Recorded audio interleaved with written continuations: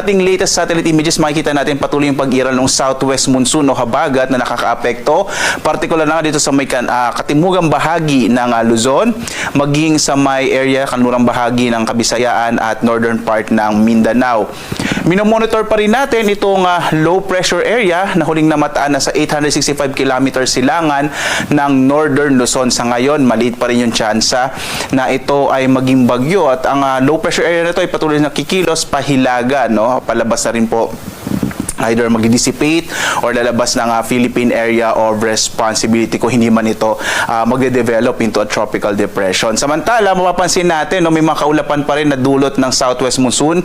Ngayong araw, medyo maulap pa rin yung kalangitan, bagamat inaasa natin mababawasan na yung mga pag-ulan, partikular na sa malaking bahagi ng northern and central Luzon, maging sa Calabarzon, Mimaropa, at gayon din dito sa may area ng Metro Manila. Samantala, inaasahan din natin ang maulap na kalangitan sa may western section ng Kabisayaan, habang ang nilalabing bahagi nating bansa, makita nyo po dito sa Mindanao, halos walang kaulapan. Inaasahan natin generally fair weather sa nilalabing bahagi nating bansa, pero posible pa rin po yung mga localized thunderstorms sa hapon hanggang sa gabi, at yung intensity po nito pwedeng mga light to moderate at times heavy rains, bagamat hindi naman natin inaasa magtatagal yung mga localized thunderstorms. So as of 5 a.m., may nilabas pa rin po tayo na weather advisory. So ito po yung posibleng malakas sa mga pag-ulan pa rin, 50 to 100 millimeters sa mga pag-ulan, partikular na nga sa bahagi ng Palawan, dulot yan ng southwest monsoon o habagat, at sa Aurora, dulot ng trough o mga kaulapan na dala ng low pressure area. So posible pa rin po, no, yung mga malalakas sa mga pag-ulan sa Palawan at Aurora